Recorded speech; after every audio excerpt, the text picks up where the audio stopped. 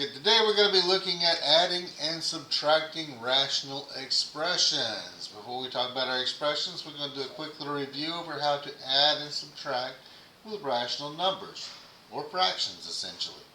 Anytime we're adding and subtracting with fractions, we have to make sure we have a common denominator. In our first example here, the denominators are already the same. Since the denominators are the same, I'm going to keep it here on the bottom. So we're looking at how many parts do we have out of 6. I have 1 part plus 2 parts, and 1 plus 2 gives me 3 over 6. And like always, we need to make sure that we simplify our final answers. In order to simplify our final answer here, I'm going to divide the top and bottom by 3. And I get that my final answer would be 1 over 2, 1/2. Now, we don't always have common denominators. Most of the time, we don't have common denominators. So we got to figure out, what do I do if I don't have a common denominator? Well, I got to go find one. Okay? So with these right here, lots of different ways to find common denominators. We're going to deal with numbers. Then we're going to go through and say, okay, 2 and 3, nothing in common. So then I start looking at their multiples. Then I have 2, I have 4, I have 6, I have 8, I have 12. Let's see, then I'm going to have 3, I have 6, I have 9, I have 12. And I want to find the least common, because 12 is common, but that's not the least because 6 is common. Okay? So, my common denominators, I want to find the thing that they have in common. So 6 is our common, so I'm going to take and multiply my 1/2 by what I like to call a magic 1. And I call it a magic 1 because if you multiply something by 1, it doesn't change it. It's kind of like it goes to the store to get a makeover to the beauty salon. So they come out looking different, but they're still the same person. And then I'm going to go over here and multiply my 2/3 by a magic 1 also. And this magic 1 is going to be 2 over 2 because 2 times 3 makes 6. It's what you multiply your denominator by to get to the common denominator. So this becomes 3 times 1 is 3, 3 times 2 is 6, I got 3 over 6, plus 2 times 2 is 4, 3 times 2 is 6. I now have common denominators. I add the numerators, that's the top parts, 3 plus 4 is 7. Denominator stays the same as 6. Okay? So we can put that right there. Okay, so let's look at this. Some examples of adding and subtracting with some rational expressions. So look at this right here. I've got x here, I've got x here, so they have a common denominator. So my denominator does not change. It still just stays plain old x. We don't add them, we don't multiply them, we don't do anything, we just bring it over. He's x. I do add the numerators, so I'm going to add 3 plus 2. 3 plus 2 is 5. And at that point, you can stick a fork in that bad boy because he's done.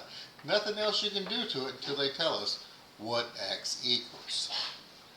Okay? So, nice, easy peasy lemon squeeze. They gave us one. They threw us a softball. We can toss it, slow pitch. We can hit that one. Alright, let's look at number 2 though. Number 2, oh no, we got to do a little bit of work on number 2. For number 2, we don't have a common denominator. I got an x and I got a 5x. So what I like to do with these, I'm going to come over here to the side and find what is my least common denominator, my LCD. First thing I do is I write down what are my denominators, x and 5x. Then I'm going to take and put little colons out here. And I factor. Well, there's nothing to factor with the first one. He's just x. He's going to be hanging out here. Hi, x. This next one will factor out to, I got an x and I got a 5. These two things are in common. Since they are in common, I only count it one time, x. And then I got my 5 over here.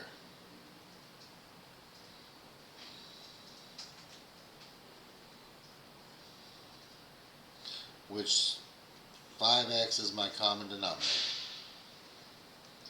Looking at that, I say, okay, the bottom one's already 5x, so I don't have to do anything to that fraction, to that rational expression. But that top one's missing a piece, isn't he? He's missing something. He's missing that 5. He needs a 5. So my first fraction right here, my 4 over x, he needs a makeover. And he gets a makeover by getting multiplied by a magic 1 of 5 over 5. My second fraction here, he's just going to come on down just the way he is. 2x plus 5x. Now whenever I multiply this out, 5 times 4 gives me 20, and 5 times x is 5x. My 2x and 5x are just waiting to see what's going on. They're just chilling over there. At this point, I can add these together. 20 plus 2x over the 5x. The top one I can take a 2, I can factor a 2 out of. You always want to put it in the simplest factored form. I'm going to go ahead and put the x in the front just because it's more proper. So I'm going to have x plus 10 on the bottom, a 5 in the x. Here I have to scan and see, is there anything, I got 2, nothing on the bottom, can take a 2 out of it. X plus 10 is a separate critter and nothing on the bottom matches it. So it is reduced or simplified as much as it can. So that would be our final answer for this one. Okay, so let's look at another example. It's got a few more pieces and parts to it. Not much, just a little bit. So here I have 3 over x times x minus 4 minus 2x over x minus 4. So let's go find my LCD over here to the side. So my fractions, I've got x and I've got x minus 4. I've got x minus 4. So I go and put those over here. I have an x, I have x minus 4. There are my factors. This one is an x minus 4. Always try to line them up. So now whenever I go through and do this and bring the pieces down, I have x. I have x minus 4. That's my common denominator. Common denominator right there. I then survey my little boxes up here, and this box is missing a piece. He is missing an x.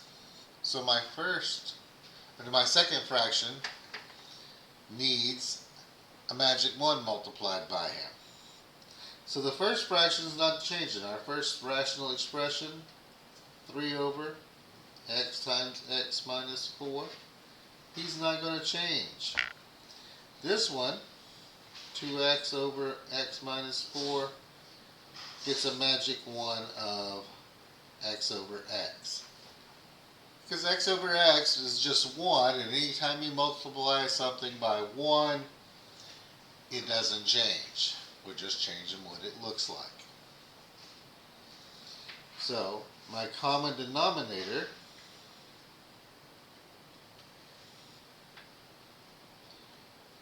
is going to be x minus 4. The 3 is still just chilling up top.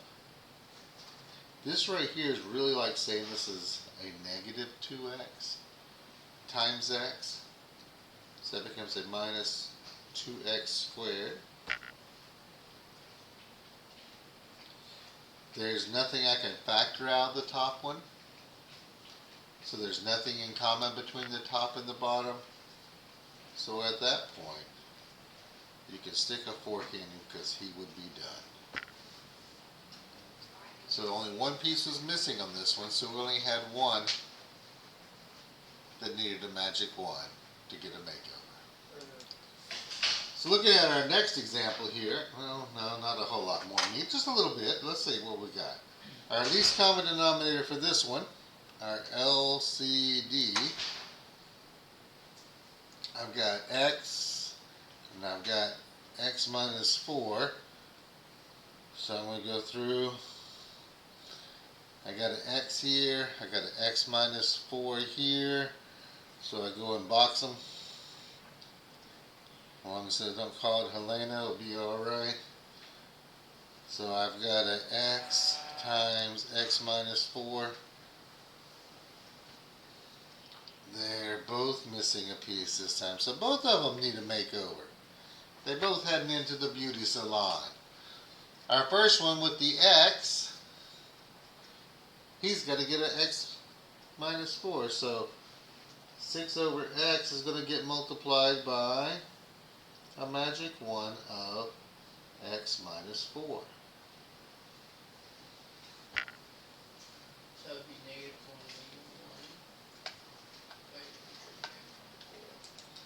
1, Our next one, our 3x over x minus 4. This bad boy needs a magic 1 of x over x. Now at this point we have to go and distribute this 6 into both pieces here on the top. My denominator is now common. He is x times x minus 4. We do not put those together. Leave them in their factored form. This top piece, 6 times x gives me 6x. 6 times negative 4 is a minus 24. Next I have 3x times x gives me 3x squared. Once I get 3x squared, now look at this and go, oh, wait a minute. I know I can take a 3 out of everything, so let's start with that. And I'm going to rewrite it in standard form, putting the x squared first. It's just x squared because I took the 3 out front. 6x becomes a plus 2x because I took the 3 out front. 24 becomes a minus 8 because I divided it by 3, took it out front. And on the bottom I have x and x minus 4. Okay, so we've got that much there. Once we get to this point here, I always have to look at the numerator and say, can I factor it? Yes, I can factor that one, so that's going to become 3, and I'm going to have a set of binomials on top. Denominator stays the same, x minus 4 here. So I'm going to put an x and an x, and I say, what can I multiply to get 8, but add to get 2, and that would be a positive 4 and a negative 2. Positive 4 and a negative 2. There is nothing in common between the top and bottom, so that would be our final answer at this point right here. We can't do anything else unless there was some type of application or they tell us what x equals. So looking at another example here, I have 7x over x plus 1 minus 8 over x minus 7. So let's go find my LCD, my least common denominator. I have an x plus 1 and I have an x minus 7. So coming over here for these, can't factor anything, so x plus 1. Can't factor anything, so x minus 7.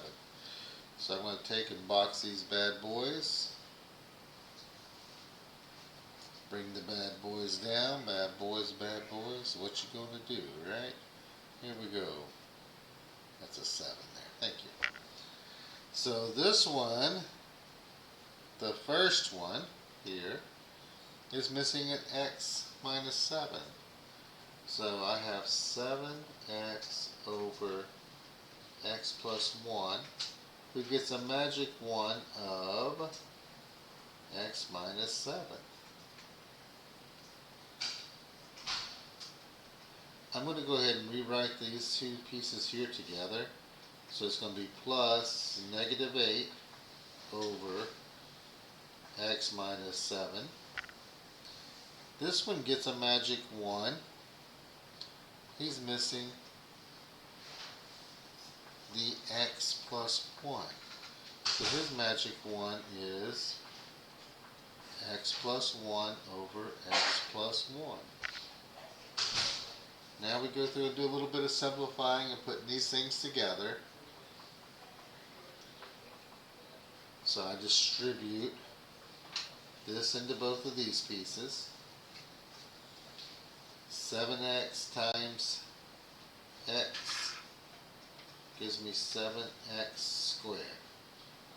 7x times negative 7 is a minus 49x.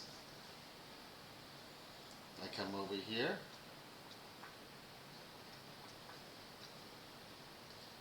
I distribute this bad boy into here. Negative 8x minus 8. All of this is over x plus 1, x minus 7. I put my like terms together, so I got 7x squared, a minus 57x, and then a minus 8.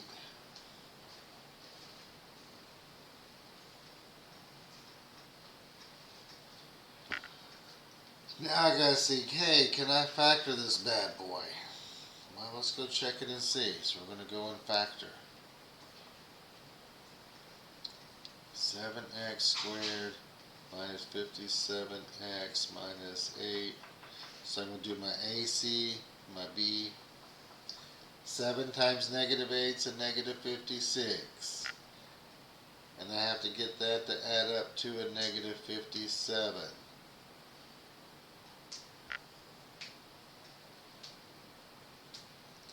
I don't think there's anything I can multiply to get 56 and subtract to make it higher. Let's see now.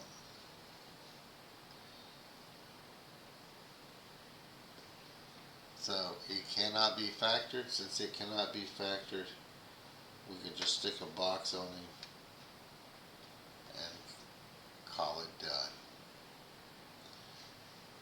Adding and subtracting rational expressions. Keep track of all your pieces and parts. Give them a makeover to get common denominators. Collect like terms. Factor and simplify at the end. Don't forget to hit the like and subscribe button and enjoy.